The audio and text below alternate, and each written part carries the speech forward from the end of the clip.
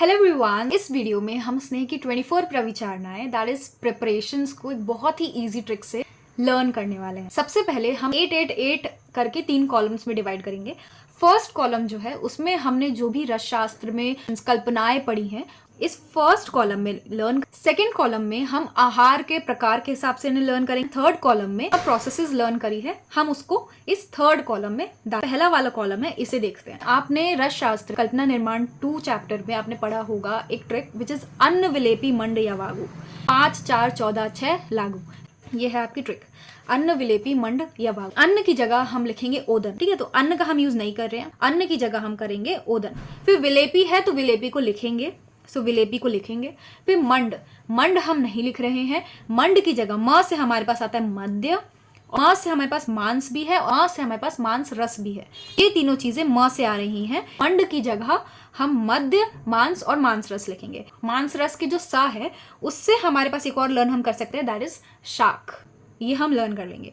And last है हमारे पास यवागु, तो यवागु को हम लिखेंगे, तो यवागु के य से हम लर्न कर सकते हैं यूश। ये हो गई हमारी फर्स्ट कॉलम। सेकंड कॉलम में हमें 7 प्रिपरेशंस का नाम याद कर, 3 प्रकार के आहार यहाँ पे याद करेंगे। एक है जो हम चबा के खा रहे हैं, सॉलिड्स। एक है जो लिक्विड फॉर्म में है, जिन्हें हम सूप ये सब जो पीते हैं। एंड तीसरा वाला जो है वो सेमी सॉलिड्स हैं, जैसे कि हमारे पास च्यवनप्राश होता है, बहुत ही टेस्ट ले लेके खाते हैं, हलवे की तरह जो चीजें होती हैं। तो हमारे पास 3 है। अब फर्स्ट जो है, जो हमारे पास सॉलिड्स वाले हैं, सॉलिड्स वाले में हमारे पास है भक्ष्य, मतलब जो हम खाते हैं, खाना। भक्ष्य इज लाइक खाना, चबा चबा के खाना।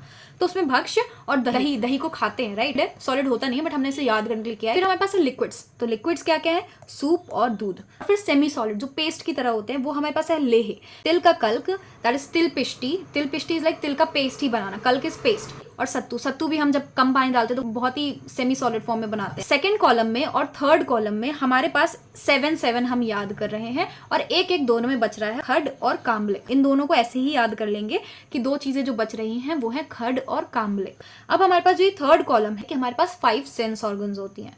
5 सेंस ऑर्गन्स, सबसे पहले हम आईज से स्टार्ट करते हैं। तो हम आईज में क्या करेंगे, नेत्र तर्पण।